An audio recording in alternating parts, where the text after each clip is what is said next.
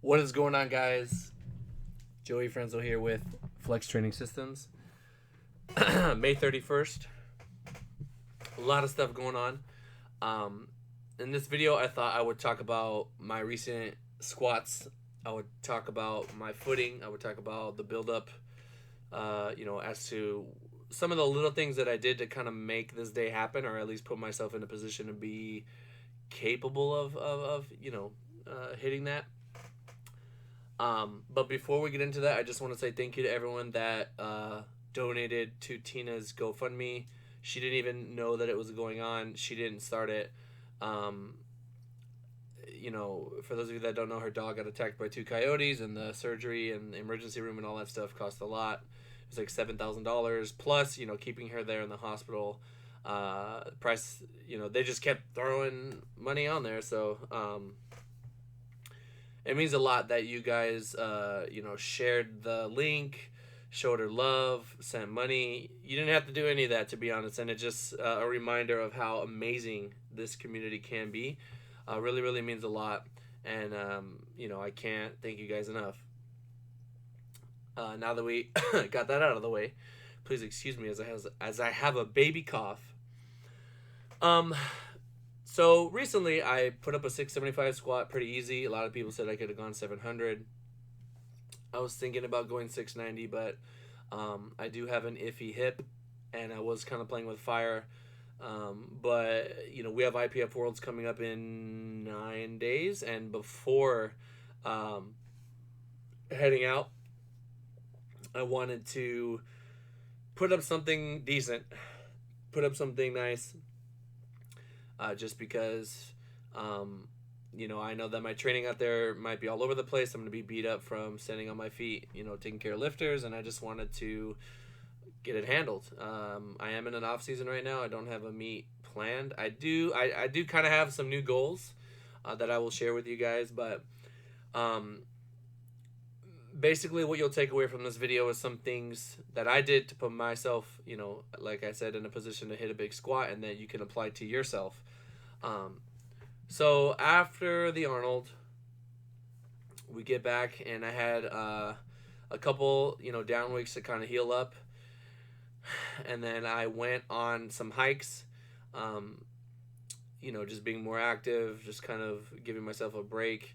And this is when my hip started to act up, ironically.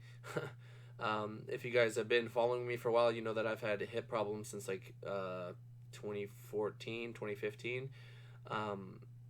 Specifically in the right hip joint. And I did a PRP injection last year, literally like a year ago from today. Not exactly, but close enough. To kind of help it, and it did. I was pretty much like, for 10 months I like forgot that I even had an ailment. But I did push myself pretty hard in those 10 months. I competed at nationals, handled lifters at nationals. Then I did the Arnold prep. Nationals to Arnold is always kind of a tough schedule because you don't have a lot of time.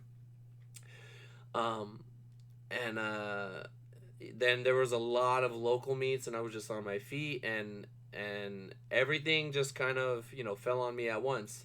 And my hip just got kind of bad, and it was like tolerable. I could train through it.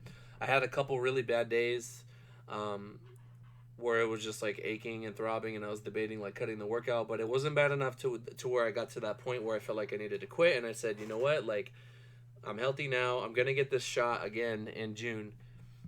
I don't know how much more I have. I want to build up. I would love to squat 700 pounds one day.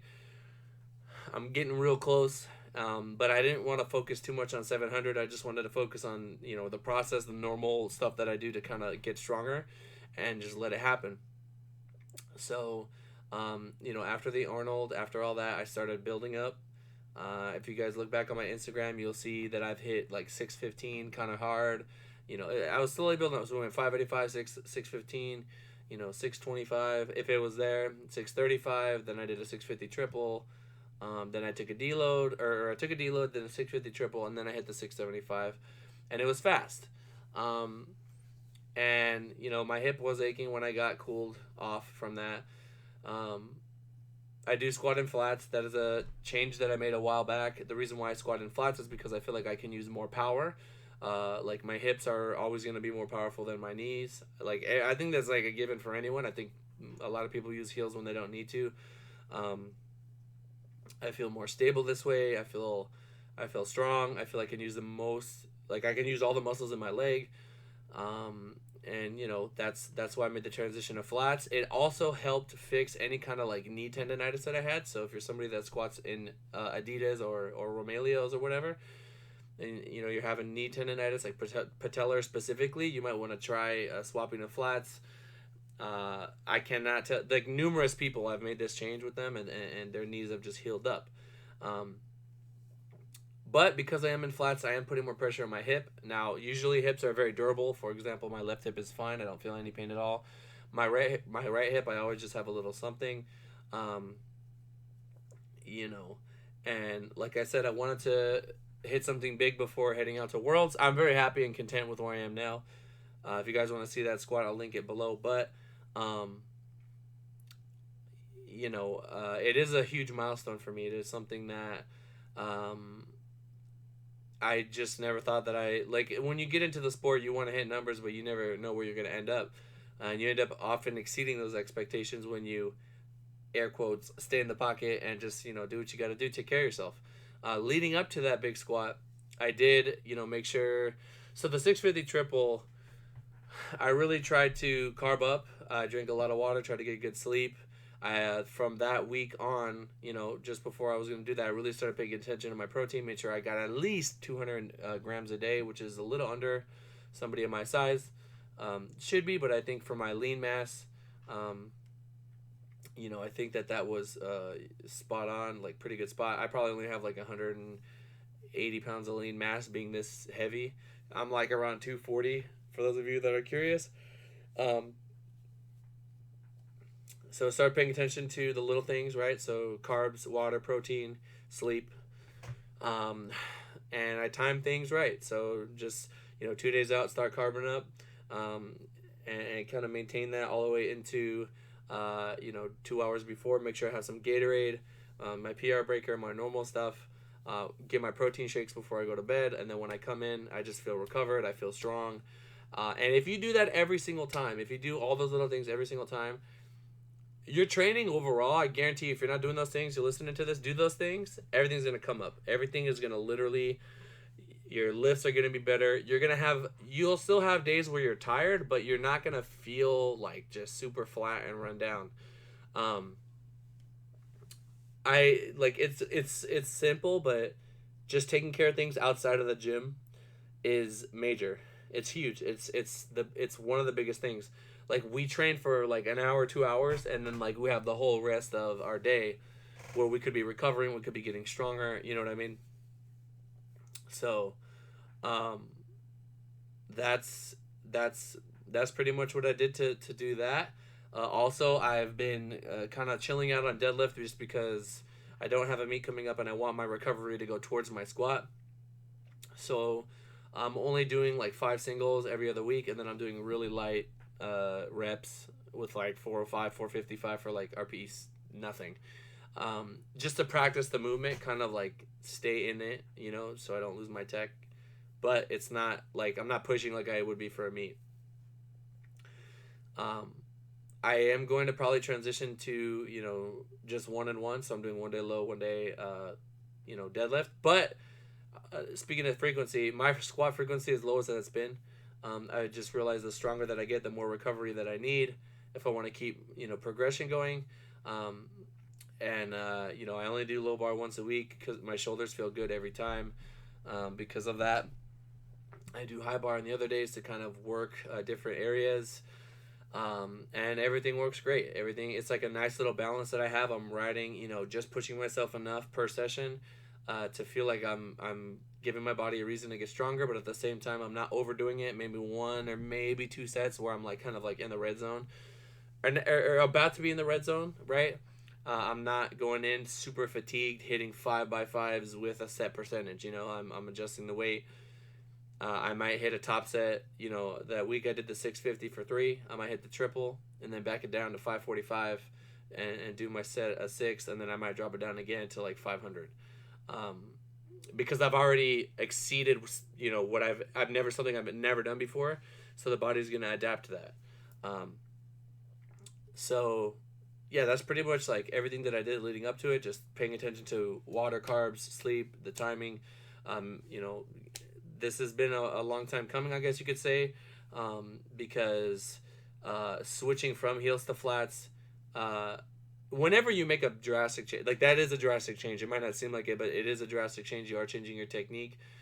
In time, you're going to improve by simply staying like that. If you change your bench technique, if you change your grip, if you change your, deadlift stance from sumo to conventional, all of that stuff is going to play a role. And like you have to give yourself time to let those new changes set in, and then you can really start to become predictable and gauging your gauging your progress, gauging how you're going to feel. Also, being in a slight surplus, just being in a very very slight surplus, or at least at maintenance, that's going to be like kind of like your biggest weapon as a drug free natural lifter to improving. Um, Getting when you think about it, if you want to lift more, it would make sense that you would need to eat a little more, right? Otherwise, you're gonna like if you're gonna get to a point in your career where you have to be in a surplus, in order to really see appreciable gains. Um, and I think for off season planning, it's very important to kind of have a period where you do, if you need to stay in your weight class. I think in the off season it can be valuable to just take some time to diet a little bit and then bulk yourself back up. Uh, this process, that's essentially what I did for the 2017 Arnold and the 2018 Arnold. I bulked up for one, cut down during the transition, and then bulked up for the next one. Um, and it works. It helps a lot. It just makes everything, it gives you a chance to gain ground in your weight class without exceeding that weight class. So if you're in it for the long haul, these are things that I think about when I'm given a lifter that's going to be with me for like a year, or usually it's multiple. Usually it's a very long time, so I can kind of look at the whole year and be like, all right, we're gonna push hard during this time of the year, and we're gonna diet during this time of the year, and we're gonna slowly bulk up, or maybe we don't need to do any of that. We just gotta train. Um, but yeah, weight manipulation, calories, and stuff like that. Your fuel, how you manipulate that is gonna really help you kind of reach your potential. Now that we're getting to the end of the video, what I am thinking about doing, and I'm not sure if I'm going to do it yet, I think it would be smart, but I would love to squat 700 pounds in a meet, not only a meet, but the Arnold. So in order to make that happen, I am debating not cutting weight for this next Nationals, going in as a 120, although I don't know if I can because I don't think I've done a qualifying meet, unless I can use my lower weight class total, which I believe is okay. I need to double check. But if I do the Arnold at 120, I can lift after all my lifters. I can lift earlier in the day, hopefully. I mean, I don't think I'm going to be in prime time with my 105 numbers, which is actually more beneficial because I can just like hit the wilks that I need for the Arnold. Then once the Arnold comes around, that's when I'm gonna have the time to kind of really focus on me and try to put my best lift out there. And if I could hit 700 or anything close to that on that stage, that would just be insane. And then I can diet back down and bulk it up, and give it another good 12, 10 to 8 months of just solid training in that surplus. My hip is a factor. My hip is a variable. I don't know how that's going to go. I have to see how the shot goes. I have to see how I'm feeling after, see how my training is going. So these are all question marks that I, need to make periods. Like I need to understand what exactly is going on with me before I can decide to do that. As far as like how the rest of my body feels, literally nothing hurts. Just my pecs are kind of weird here and there. I figured in the bigger weight class, my bench would be flying. My deadlift doesn't even need to improve. I could just hit, 640, 645, and I'll be cool with that. And then focus on that big 700 squat, total over 1,800, and then just die happy in a blaze of glory on the platform. You know what I mean? Even if I could never do a meet again because of my hip, that would mean a lot to me to be able to do that. Just to leave and say that I did that. Although I'm very content with what I've done so far. As when I say leave, I'm gonna compete as long as I can. But my priority is my team. My priority is making sure that my guys are ready to go every single year, every nationals, every worlds. Just that's my priority. That's what is my livelihood. That is what I get the most. Like when I had a lifter the other day. Shout out to Barbell Jedi on Instagram. Tell me that this last meet that he did was the best day of his life. It's not the first time that's been said to me, but to just know that I helped him get there and that he's thankful towards me. I mean, he put in the work. He had to compete. He had to do all that. All I did was just like map it out and get him in that position. To hear somebody say that, oh man, it means so much. Like so much. Like that. It makes you feel like you're doing good in the world. You're helping someone gain something special that they're never gonna forget. He's gonna exceed those numbers and smash that meet, down the road. But it's just super, super rewarding, to have somebody come to you not so strong and then become strong and then have a special day where they beat everyone. You know what I mean? It's his moment. I call it the super meet. It's everybody's super meet. It's their moment. It's like I have lifters now. Like you guys know Russ. Like I have a meet in my mind that like I know that he can put up. And I just hope that I'm around to help him get there because that's gonna be a very, very special day for him, for everybody that sees it. So it's also, I don't even, I'm gonna talk about my man Jesse Norris. I don't coach him, but I know what he can do, and I know that he has this potential in him to put up. What he's done is already like legendary. The kid is a legend. I think Jesse Norris is one of the greatest lifters of my generation. I think he is, honestly. I think he is. And then shout out to Ashton Ruska coming right behind. Holding it down for the 93s. But, yeah, guys, now I'm rambling. If you guys have any questions, go ahead and drop them below about squats or I forgot to talk about hip shooting and the squat and how flats helped me alleviate that and widening my stance. But, there you go. I just gave it to you in 10 seconds. If you guys have any questions, leave them down below. Thank you so much for making it this far. If you made it this far, you can let me know. And just be like, Joe, I made it to the end. Alrighty, guys. Take your PR breaker. Use that code FLEXX10. Plug. If you're going to Worlds, I'll see you. After Worlds, I'm going to take a month to kind of just, gather and charge. And then we have friggin' Nationals. Prep is already going to be here. I need to start looking at the team. I need to start, thinking about my roster and things like that. Super excited about that. I'm actually going to have a complete team. Like, I have, we should have a threat in every weight class. So, except, 40, what is it, 64, 63? I don't know. The 143 weight class. I don't know if I have any guys in that one. But, thank you guys so much for listening. I'm going to go now. I got to go hit this bench. I appreciate you. I'm talking to you. Yeah, you. Listen to this right now. I appreciate you. Alrighty, guys. Peace.